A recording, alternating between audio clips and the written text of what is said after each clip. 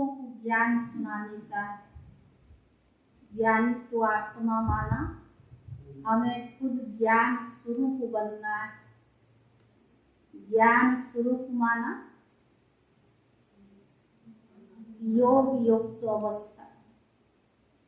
बाबा ने कहा तुम्हारा लड़ाई बहुत खौफनाक है, 5 विकार से लड़ाई है और ये विकार सूक्ष्म है। 5 विकार नहीं, और भी ईर्ष्या, द्वेष, जेलसी, ये क्या है, आलस्य, ये सब क्या है, विकार है ना। तो इनसे भी तुम्हारी लड़ाई है और ये बहुत खौफनाक है, बहुत सूक्ष्म रूप से ये अटैक करता है। बाबा ने कहा अगर बच्चों की योग युक्त तो अवस्था नहीं होगी तो ये खौफनाक लड़ाई से बच नहीं सकते। कोई ना कोई विकार के बस हो जाते और जाने अनजाने विकर्म भी कर लेते हैं। तो बाबा ने कहा आज के मुरली में आप बच्चों को योग युक्त अवस्था बनानी है। ज्ञानी तो हम सब बन गए, एक से बढ़कर के एक ज्ञानी है। ज्ञान तो लोगों को बहुत सुना देते हैं, लेकिन अपने ऊपर उसको प्रयोग नहीं करते। तो बाबा का प्रयोग तभी कर सकते हैं जब योग आपका पावरफुल। आपके अंदर योग का ताकत नहीं, सवेरे से लेकर के रात्रि तक हम बाबा की याद में कितना समय रहते, जबकि मुख्य सब्जेक्ट है योग। योग के आधार से आपको धारणाएं भी सहज हो जाएगी और जितना आप धारणाओं में परिपक्व बनते जाएंगे उतना सेवा में सफलता मिलेगी।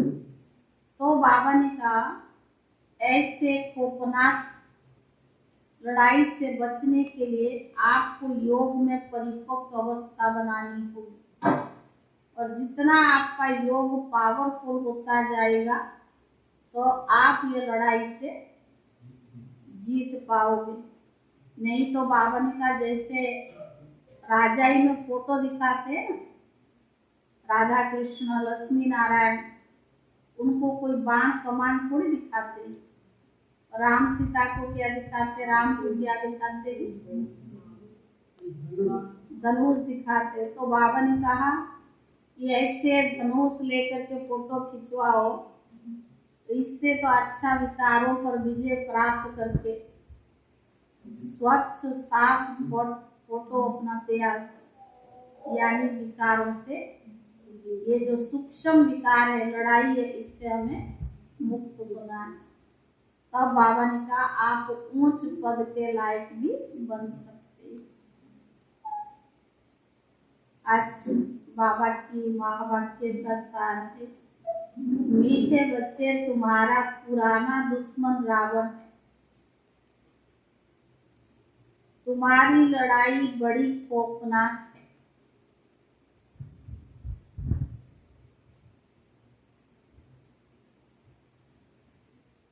तुम जितना एक के साथ योग लगाएंगे उतना दुश्मन पर जीत पाने का बल मिलेगा।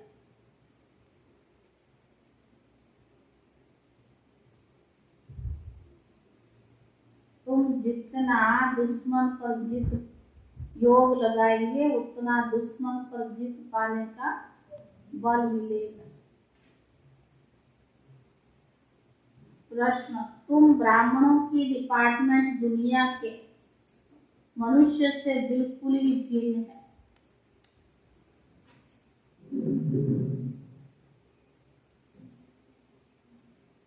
तुम ब्राह्मणों की डिपार्टमेंट दुनिया के मनुष्य से बिल्कुल ही भिन्न है, कैसे और कौन सी?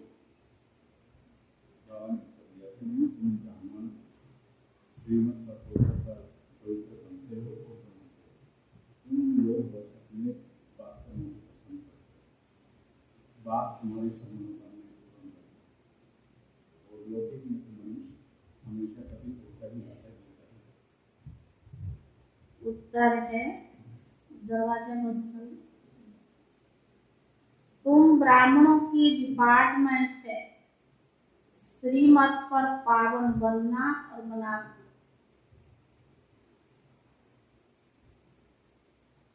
तुम ब्राह्मणों की डिपार्टमेंट है श्रीमत पर पावन बनना और बनाना। तुम योग बल से अपने पापों को भस्म करते। तुम योग बल से अपने पापों को भस्म करते। तुम्हारी सब मनोकामनाएं बाप पूरी करते। कब पूरी करेगा? जब योग बल जमा हो। बिना योग बल की बाबा आपकी वो तो आप जबरदस्ती बाहुबल से अपने काम पूरा कर लेते, लेकिन भगवान उसका मनोकामना पूरी करता योग बल। मनुष्य तो जो कुछ करते उससे नीचे ही उतरते आते। रिद्धि सिद्धि आदि सीख लेते, परंतु पतित तो बनते ही जाते। परंतु पतित तो बनते ही जाते। तुम्हारी सब मनोकामनाएं बाप पूरी करते। मनुष्य तो जो कुछ करते हैं नीचे उतरते आते।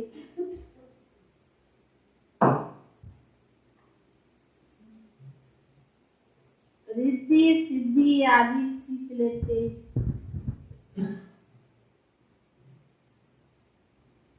परंतु पतित तो बनते ही जाते। परंतु पतित तो बनते ही जाते। गीत है हमारे तीर्थ न्यारे। ओम शांति। यह पुरानी दुनिया में रहते हुए तुम बच्चों को इस पुरानी दुनिया से कोई नाता नहीं रहा है।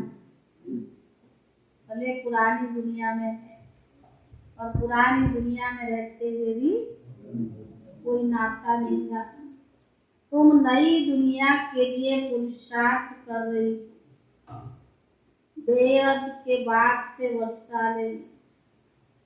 जब तक स्थापना हो तब तक भले पुरानी दुनिया में बैठे, परंतु तुम्हारा सारा ध्यान स्वर्ग की सच्ची कमाई की तरफ है। विनाश तो होना ही है, यह भी जानते हो। इस रुद्र ज्ञान यज्ञ से विनाश ज्वाला निकलती है। जरूर हमारे अथवा भारत के कल्याण के लिए कि महाभारत लड़ाई लगनी है। अभी वास्तव में तुम्हें किससे लड़ाई नहीं करते। तुम हो लाड डबल अहिंसक। तुम्हारे पास न काम की न क्रोध की हिंसा है। काम की न क्रोध की हिंसा है। मुख्य हिंसा काम की कही जाती है। यह तो है ही पतित दुनिया। किस कारण पतित बने हो? विकार के कारण पतित बने हो। यह काम विकार आदि मध्य अंत दुख देता है। क्रोध के लिए नहीं कहा जाता। अपवित्रता पवित्रता की बात है। काम ही सबको धोखा दे देता है। इस काम पर ही अबलाओं पर अत्याचार होते हैं। एक पवित्र बने दूसरा ना बने तो भी झगड़ा हो पड़ता है। बाप कहते दोनों को प्रतिज्ञा करनी है कि काम चिता पर बैठने की। वह काम चिता दोनों को प्रतिज्ञा करनी है ज्ञान चिता पर बैठने की। वो काम चिता पर बिठाते हैं। दुनिया में मनुष्य क्या करते हैं? काम चिता पर बिठाते हैं। बाप वो सौदा कैंसल कराते हैं। अब पवित्र दुनिया स्थापन होती है, वह सौदा कैंसल करानी पड़े। तो बाबा ने कहा ज्ञान चिता पर बैठने से पवित्र दुनिया का मालिक बनेंगे। तुम्हारी भी उस बाहुबल की लड़ाई से वास्तव में तुम्हारी यह लड़ाई बड़ी खौफनाक, तो सूक्ष्म में चलता रहता है ना। बाबा ने कहा बाहुबल की लड़ाई तो दिखती है, ये अंदर अंदर बाबा ने कहा बहुत खौफनाक लड़ाई है, क्योंकि रावण तुम्हारा बहुत पुराना दुश्मन है, उन पर जीत पानी है। जितना एक के साथ बुद्धियोग लगाएंगे उतना बल मिलेगा। सारा मदार है श्रीमत पर चलने, योग भी किसका लगेगा? तो सारा दिन मनमत औरों को भी भ्रमित कर देते, हमारे कारण से, हमारी मनमत के बजाय से दूसरों की अवस्था खराब होती है, वो तो पाप बनता है ना। और जिसके ऊपर पाप चढ़ता है उसका योग लग ही नहीं सकता, और उनका बुद्धि क्या है? भटकता है। तो बाबा ने कहा ये खौफनाक लड़ाई, इसलिए तो बाबा ने बोला ना, क्योंकि श्रीमत कहती है ग्रस्त व्यवहार में रहते सर्वगुण संपन्न 16 कला संपूर्ण बनना है, आत्मा को ही बनना है। आत्मा 16 कला संपूर्ण थी, अब 84 जन्म लेते लेते नीचे उतरनी है। जरूर बच्चे जानते हैं देवी देवताओं का राज्य था, राम राज्य स्थापन हुआ, राम नाम रख दिया, वास्तव में नाम शिव है। शिवाय नमः कहते, रामाय नमः नहीं कहते। शिव बाबा अक्षर बहुत राइट, राम को बाबा कोई कहते नहीं, शिव को बाबा कहते, राम यानी परम पिता परमात्मा, ना कि रघुपति राघव राजा राम। मनुष्य जो सुनते हैं वो बोलते जाते हैं। अब सिवाय तुम बच्चों के और कोई भी परमात्मा के साथ यथार्थ योग नहीं लगाते हैं। वह तो समझते कि परमात्मा तो ब्रह्म ज्योति स्वरूप है, नाम रूप से न्यारा है। अगर ब्रह्म कहते हैं तभी नाम तो गाया है ना, तो कहते भी है, तो नाम कैसे न्यारा? नाम तो हो गया ना, कुछ भी समझते नहीं। बाबा कहते मैं ज्ञान का सागर हूँ, मैं अति सूक्ष्म हूँ। इससे सूक्ष्म कोई चीज होती नहीं, अति सूक्ष्म है। जैसे झाड़ का बीज सूक्ष्म होता है, देखने में कितना छोटा होता है, मनुष्य सृष्टि का बीज सबसे सूक्ष्म है। सबसे छोटी क्या होती है? खसखस होती है, साइज में बहुत पतली होती है, उनके झाड़ बहुत बड़े बड़े होते हैं, खसखस। तो परमात्मा तो उनसे भी अति सूक्ष्म बिंदी है। बाप कहते मैं जो हूँ जैसा हूँ, इस रीति तुम्हारे में भी नंबरवार जानते। फोटो में कोई इस राज को समझते। शिव बाबा जैसी महिमा कोई मनुष्य की आत्मा की नहीं हो सकती। कैसे आकर पति दुनिया को पावन बनाते, सन्मुख आकर बच्चों को पढ़ाते, कुछ भी नहीं। ना मुझे जानते हैं, ना चक्कर को जानते हैं। सन बावन का अभी तुम नंबरवार पुरुषार्थ अनुसार जानते। तुम्हारा इस पुरानी दुनिया की बातों से कोई ताल्लुक नहीं। मनुष्य तो घोर अंधियारे में है, उनका तो धंधा ही अपना है। तुम्हारा धंधा अपना है। तुम योग बल की सेना, गुप्त योग बल की सेना, वह है बाहुबल की सेना। उनको तुम जानते हो, तुमको कोई नहीं जानते। वह लोग साइंस दान जो है स्टार पर जाने की कोशिश करते, देखा तो समझते हम क्यों नहीं जा सकते, हम समुद्र का अंत क्यों नहीं पा सकते, इसीलिए पुरुषार्थ ऊपर तक क्यों नहीं पा सकते, समुद्र नीचे तक क्यों नहीं पा सकते, उसकी पुरुषार्थ करते। बाकी जो इन आंखों से नहीं देखा जा सकता उनका पुरुषार्थ नहीं करते। उनकी बुद्धि में स्थूल चीजें आती हैं, उनके लिए ही तो पुरुषार्थ करते हैं। सूक्ष्म से सूक्ष्म परमात्मा को जानते नहीं, खुद ही आकर बच्चों को अपना परिचय देते हैं। तुमने चित्र बड़ा ज्योतिर्लिंगम का बनाया है, तो तुम्हारी बुद्धि में भी वो आता है। बाप बच्चों को समझाते रहते, जैसे बाप की गत मत न्यारी है, वैसे तुम्हारी सदगति की मत सारी दुनिया से न्यारी। तुम्हारा और कोई बात से तैलुक नहीं। तुम बच्चे ब्राह्मण बनेगे, ब्राह्मणों का विस्तार तो कुछ है ही नहीं। वह ब्राह्मण लोग कहेंगे हम ब्रह्मा की औलाद हैं। ब्रह्मा हुआ प्रजापिता, उनका बाप कौन है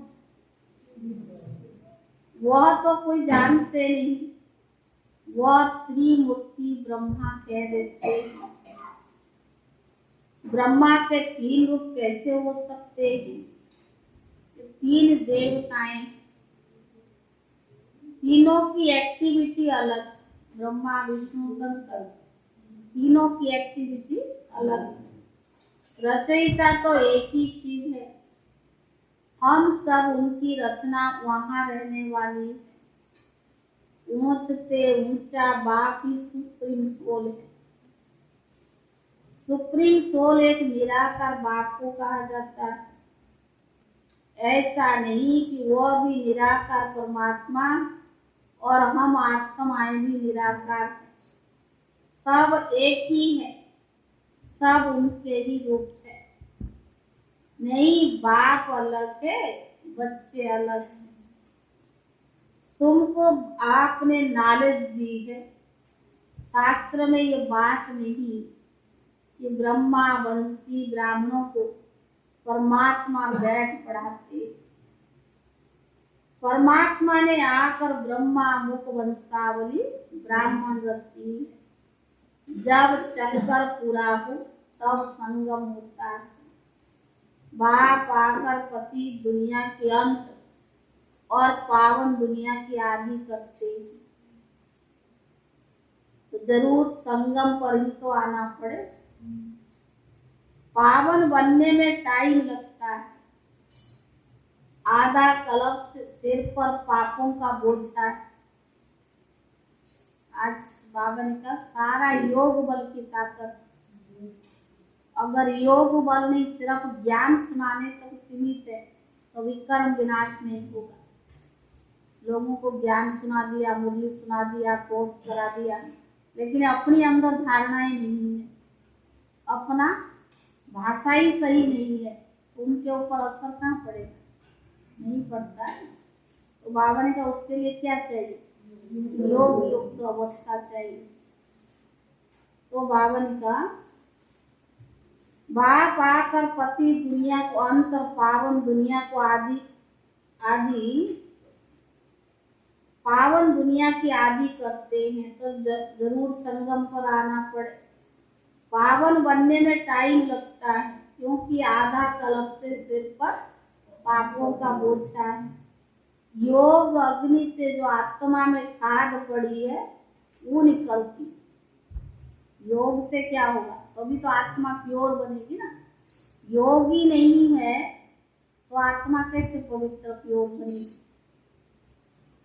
तुमको सतो प्रधान बनना है। हम जो पतित बने हैं याद से ही पावन बनते जाएंगे। इतना सहज है। हमको फिर से 84 जन्म का चक्कर लगाना है। बच्चों को ये नॉलेज मिली है। बाप भी कहते तुमको फिर से राज सिखलाने आए। बाप वर्षा देते और रावण श्राप देता है। यह बाप बैठ समझाते हैं।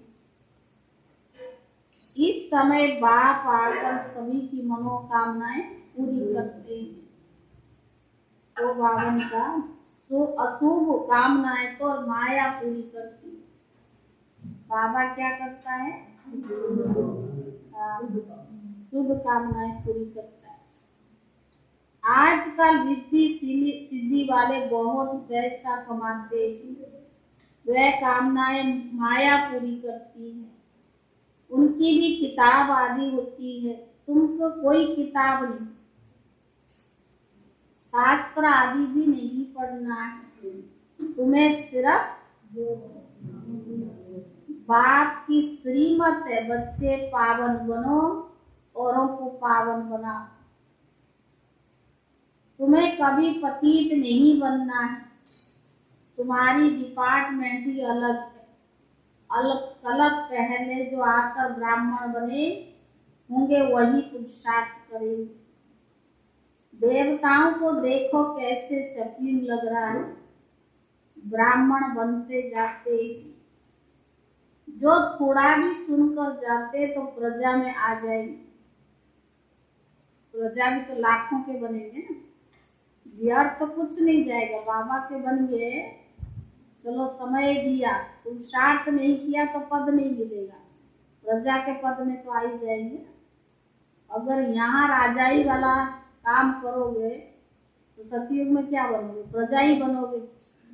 श्रीमत पर नहीं चलोगे, अपनी मनमत पे चलोगे और जो बाबा जो समझानी दे रहा है वो नहीं सुनोगे तो क्या बनोगे? प्रजा ही बनोगे। राजधानी में तो आ ही जाएंगे ना। मौत सामने खड़ा है। खिटपिट थोड़ा जोर भी, बावन का खिटपिट थोड़ा जोर भी भर सकती है, बंद भी हो सकती है। चालू हो जाता फिर बंद हो जाता। कि हम तैयार नहीं है। बुद्धि कहती है अर्जुन अभी थोड़ी देर है। साकार बुद्धि। राजधानी अभी कहाँ स्थापन हुई है? राजाओं सन्यासी आदियों को अर्जुन ज्ञान कहाँ दिया है? अभी तो देखो ना मधुबन में लाइन लगी हुई। कितनी साधु सन्यासी आ रहे। गीता के भगवान के कितने आए? क्योंकि बाबा को तो सब सिद्ध करना है। ज्ञान सागर है। राजधानी अभी कहाँ स्थापन हुई है? राजाओं सन्यासी आदि को अर्जुन ज्ञान कहाँ दिया? विवेक कहता है विनाश भी थोड़ी देरी है, बाकी रियल सेल तो होती रहेगी। वंडर है ना। वह यज्ञ रचते लड़ाई बंद करने के लिए, और भगवान ने यज्ञ रचा है।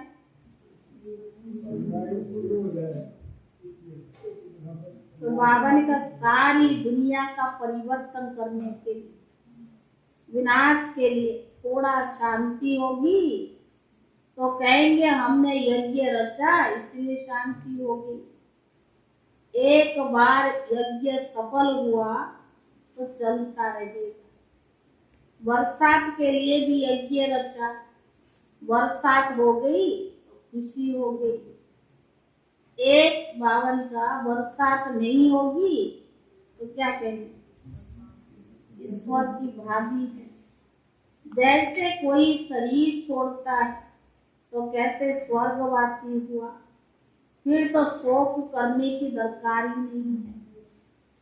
स्वर्ग पधारा तो और सौभाग्य समझेगा। माया रावण ने सबकी बुद्धि का ताला लगा दिया। तुम जानते हो हम कलप पहले माफी फिर से पुरुषार्थ कर रही। भारत अविनाशी खंड है और कोई धर्म नहीं था। यह तो बाद में इन्होंने निकाले हैं, यह भी ड्रामा की भाभी कहेंगे ना। रक्त की नदियां यहीं बहती हैं, एक दो में लड़ते रहते हैं, भले भाई भाई होकर बहुत समय से रह पड़े, परंतु हिंदू मुसलमान धर्म तो अलग अलग है ना। वो आए ही है बाद में, तो लड़ाई इन्हों की आपस में है। तुम्हारा इसमें कोई ताल्लुक नहीं है, तुमको अपनी सर्विस में तत्पर रहना होगा। बाबा ने कहा ये हिंदू मुसलमान ये सब बहुत कुछ लड़ाइयाँ अब तो देख ही रही है, शुरू है और भी बढ़ेगी। और बाबा ने कहा तुम बच्चों को अपनी सेवा में तत्पर रहना। सिर्फ 3 में पैर पृथ्वी ले ये रूहानी हॉस्पिटल खुलना है, फिर धीरे धीरे वृद्धि होती जाएगी। बूंद बूंद से तालाब ऐसे होगा ना। घर में भी एक चित्र रख दो, बेहद के बाद से 21 जन्मों का वर्षा कैसे पा सकते हो, आओ तो हम समझाते हैं। मौत सामने खड़ा है, अब सिर्फ बेहद के बाप और वर्षे को याद करो। इनको मृत्यु लोग कहा जाता है। बाप कहते मुझे याद करो तो मैं तुमको साथ ले जाऊं। सारा पुरुषार्थ क्या है, याद करो। तब तो कहते हैं नाम कालों का काल महाकाल, अकाल तख्त है ना। तुम अकाल आत्मा हो। बच्चे समझते हैं हम इस दुनिया से बिल्कुल न्यारा है। यहाँ पढ़ाने वाला बाप भी विचित्र है। आत्माओं से बात करते हैं, आत्मा ही सुनती है, आत्मा ही इस मुख द्वारा सुना रही, आत्मा इन कानों द्वारा सुन रही है। हम आत्मा इस शरीर में यह करते हैं। आत्मा को रसना मिलती है, आत्मा ही कहती है मीठा है यह खट्टा है। आत्मा में ही संस्कार रहते हैं। आत्माओं को बाप कहते अब घर वापस जाना है। तुमने 84 जन्म लिए हैं, अब ये शरीर छोड़ना है, इनसे ममत्व निकालना है। शरत भी ममत्व नहीं रखता है, पुरानी खाल छोड़कर नई ले लेता है। तुम्हारी भी ये क्या है, पुरानी खाल, इनको ऐसे छोड़ देना है। भ्रमरी का भी मिसाल तुम्हारे से लगता है, वास्तव में सन्यासी ये मिसाल दे नहीं सकते। इस पतित दुनिया में सब विकारी कीड़े। तुम ब्राह्मणियां उन्हों गूंग होकर पति से पावन बनाती हो, कहते हो शिव बाबा को याद करो। मनुष्य को देवता बनाने की जादूगरी है। जादूगर, सौदागर, रत्नागर, ये सब नाम किसका है, शिव बाबा का। जादूगर, रत्नागर, सौदागर, धोबी भी है तो सोनार भी है। कौन है, शिव बाबा। अच्छा बच्चों को बाबा समझाते तो बहुत है, फिर भी कहते ज्ञान तो बहुत सुना देता है बाबा, समझाता, लेकिन मुख्य आधार क्या है, बाप और वर्षे को याद करो। याद के बगैर धारणा नहीं होगी।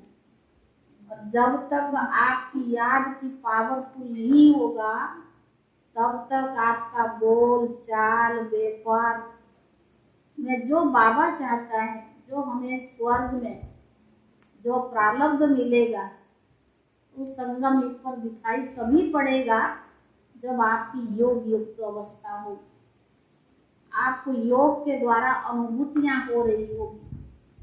अगर योग ही नहीं है तो संस्कार परिवर्तन नहीं हो सकता। कोई मामूली बात थोड़ी है। 84 जन्म लिए हैं, 84 जन्म में वैरायटी पार्ट बजाया है, संगम युग पर हमें भगवान मिला है, और जो विक्रमों का बोझ सिर पर है इतना जल्दी थोड़ा खत्म हो जाएगी। उसके लिए गुप्त मेहनत क्या है? योग। आपको व्यवस्थित टाइम पर विधि पूर्वक व्यक्तिगत पुरुषार्थ करना होगा, तभी संस्कार की परिवर्तन होगा, वरना संस्कार परिवर्तन होना कोई मामूली बात नहीं। या तो ज्ञान को आप बुद्धि से अपने में अप्लाई करते हो, जो बाबा ने ज्ञान दिया है उस ज्ञान स्वरूप बनकर अपने अंदर प्रयोग करते हो, तब होगा, वरना जैसे को वैसे ज्ञान सुनाते रहेंगे और जैसे, क्योंकि योग की ताकत तो है नहीं ना, तो परिवर्तन कैसे होगा? तो बाबा कहते हैं अगर तुम एक बार मुझ पर बलिहार जाएंगे तो मैं 21 बार तुम पर बलिहार जाऊंगा। यह सौदा अच्छा है? पूछ रहा बाबा। आप सिर्फ एक बार बलिहार जाओ और बाबा 21 बार, तो त्याग ज्यादा किसकी हुआ? हमारा हुआ। बाबा देखो कितनी हम बच्चों से प्यार करता है, सिर्फ एक बार जाओ तो 21 बार। श्री बाबा तो दाता है ना, तुमको युक्ति बतलाएंगे कि कैसे ममत्व तो निकाल। ग्रस्त व्यवहार में रहते श्रीमत पर चलो, इसमें पवित्रता पास। यह रूहानी यात्रा है, सारा मदार यात्रा पर, याद की यात्रा, सारा मदार। तो बाबा ने कहा मनुष्य ढेर के ढेर जिस्मानी यात्रा करते रहते हैं, तुम्हारी एक है रूहानी यात्रा, जो रूह बैठ रूह को सिखलाते हैं, पर इसमें सारी बुद्धि की बात। अभी तो बाबा क्यों कहता है सैनिक का दूध सोने के बर्तन में तैर सकता है, और ये ज्ञान इतना स्वच्छ साफ, इतनी सत्य ज्ञान है, इसको भी कौन सी बुद्धि चाहिए? सोने से शुद्ध बुद्धि चाहिए। बुद्धि में कीचड़ा भरा हुआ है और आप ज्ञान को स्थान देना चाहो वो नहीं लेगा। ऊपरी ऊपरी ज्ञान, हड्डी हड्डी ज्ञान अगर था तो दादियों में थी, जो उन्होंने जीवन को इतना बीमार, इतना हिसाब किताब सहन करके उन्होंने कर्मातीत अवस्था को प्राप्त किया। और कोई भी पूछते थे ना, वो क्या निकलती नहीं, 19-20 तो चलता रहता है, और हमें जरा सा खांसी जुकाम हो जाए तो देखो तो सही कि अब तो बीमार हो गए, मुश्किल है। तो दीदी सुनाते हैं ना, गीता दीदी परसों तरसों क्लास कर, सबको दर्द है, कोई कहेगा सिर में दर्द है तो कोई पूछे कहेगा टांगों में दर्द, सारी दर्द की दुनिया है। लेकिन बाबा इतना हमें दवा दे रहा है दर्दों से छूटने की, उसका मूल आधार है योग। तो बाबा ने कहा मनुष्य तो ढेर की ढेर है, इसमें सारी बुद्धि की बात है। तुम बच्चों के पास दुख आ ही नहीं सकता है। तुम जानते हो इतना बड़ा विनाश हमारे लिए ही तो हो रहा है। तुम्हें अंदर में दुख नहीं आ सकता, अगर आता है तो बच्चे कच्चे। इतना सुख भगवान दे रहा है, तब क्या कहते हैं हमारी किस्मत ऐसी है। किस्मत तो तुमने बनाई है, भगवान ने थोड़ी बनाई है। भगवान तो अच्छा किस्मत दे रहा है, तुम उनकी नियम मर्यादा पर नहीं चलते हो, तुम अपनी मत पर चलते हो, और जो बाबा दे रहा है उसको तो लेते नहीं हो ना, तो श्रीमत पर चलते नहीं हो तो दुखी तो रहोगे ना। फिर बाबा को क्यों कहते हो कि हमारी किस्मत है? भगवान तो बहुत अच्छा किस्मत बना रहा है। इतनी ताकत मनुष्य नहीं दे सकता जितना बाबा दे रहा है। तो बाबा ने कहा तुम्हें अंदर में दुख नहीं आ सकता है, अगर आता है तो बच्चे कच्चे हैं, ज्ञान की पूरी अवस्था नहीं। अच्छा मीठे मीठे सिखी ले रे बच्चों प्रति मात पिता बाप दादा का याद त्याग और गुड मॉर्निंग। रूहानी बाप की रूहानी बच्चों को नमस्ते। रूहानी बच्चों की तरफ से रूहानी बाप दादा को याद प्यार और नमस्ते। धारणा के लिए मुख्य सार पहला है शरीर रूपी पुरानी खाल से ममत्व निकाल देना।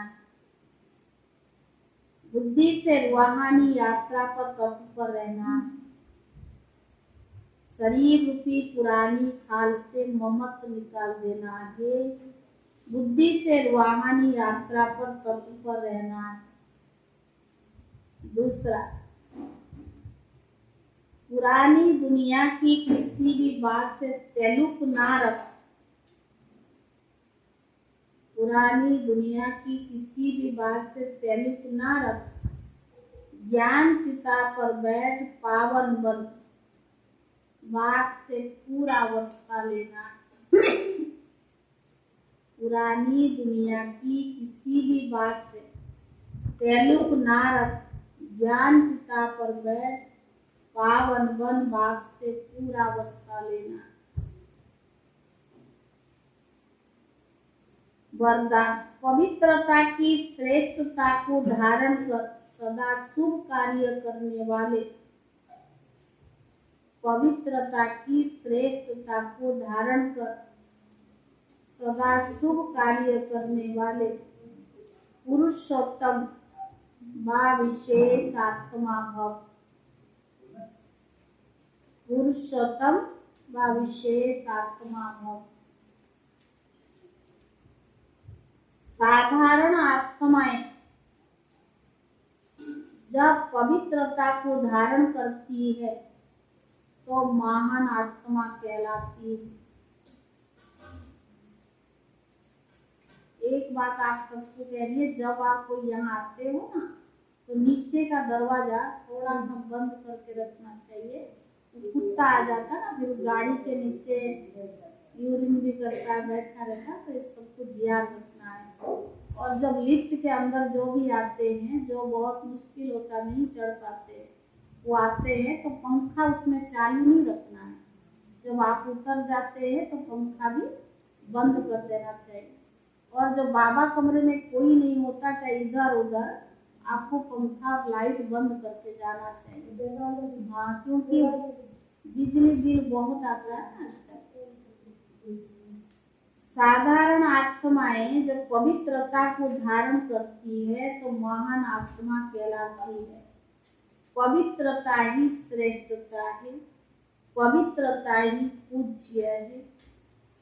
ब्राह्मणों की पवित्रता का ही गायन है। जब पवित्र होगी तो ये सब चीजें आप ही आ जाएगी। पवित्रता ही श्रेष्ठता है। पवित्रता ही पूज्य है।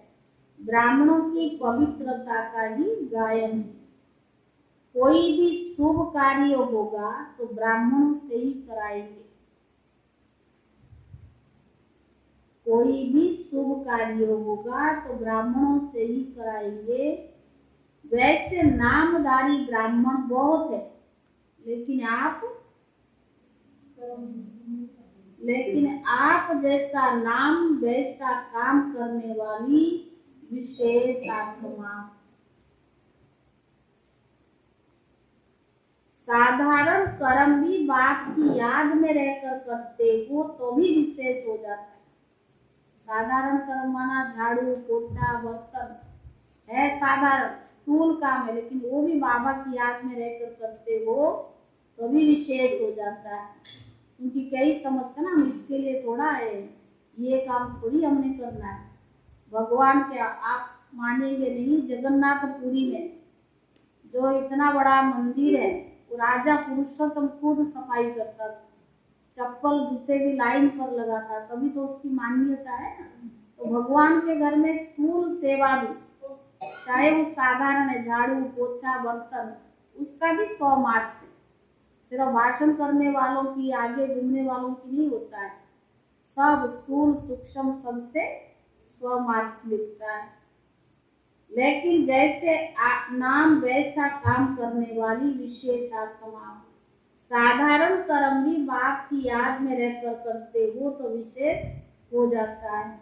इसीलिए ऐसे विशेष कर्म करने वाली पुरुषोत्तम व विशेष आत्माएं। स्लोगन: स्वयं द्वारा सर्व आत्माओं को सुख की अनुभूति कराना ही मास्टर सुखदाता बनना। स्वयं द्वारा सर्व आत्माओं को सुख की अनुभूति कराना ही मास्टर सुखदाता बनना। आज 8 तारीख है।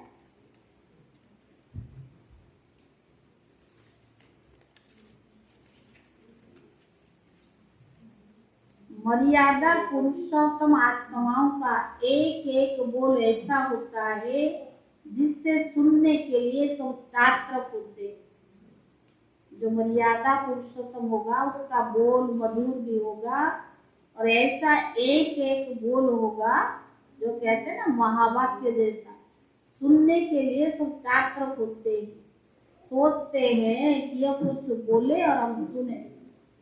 इसीलिए जो भी बोलते हो वो व्यक्ति, समय, संगठन, स्थान, वायुमंडल को देख करके बोलो। आपके बोल से दुख मिलता है तो कौन सुनने आएगा आपकी बोली? तो जो भी बोलते हो तो बाबा ने कहा तो समय, व्यक्ति, संगठन, स्थान, वायुमंडल को देख करके बोलो।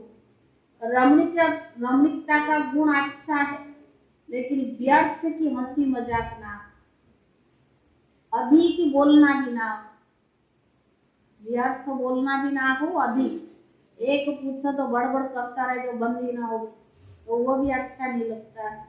अधिक बोलना ना हो, किसके दिल को दुखाने वाले बोलना हो, ऐसे बोल निकले जो दूसरा रोता ही रहे तो वो तो भगवान को बोले, उसको याद करे।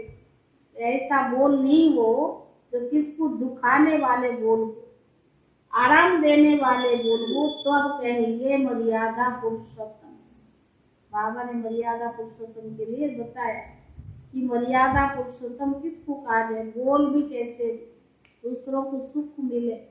आपके बोल द्वारा चात्रक बन जाइए, बोले और मैं सुनूं। ऐसे ना हो जो कोई कहेंगे इसका बोली तो ऐसा जैसे कील मार रहा, कुछ दुख दे रहा है, ऐसा बोल को मर्यादा पुरुषोत्तम थोड़ी कहेंगे। अगर आप पवित्रता में पक्के हैं, आपके बोल अच्छे हैं तो लोगों को सुख मिलेगा। ओम शांति।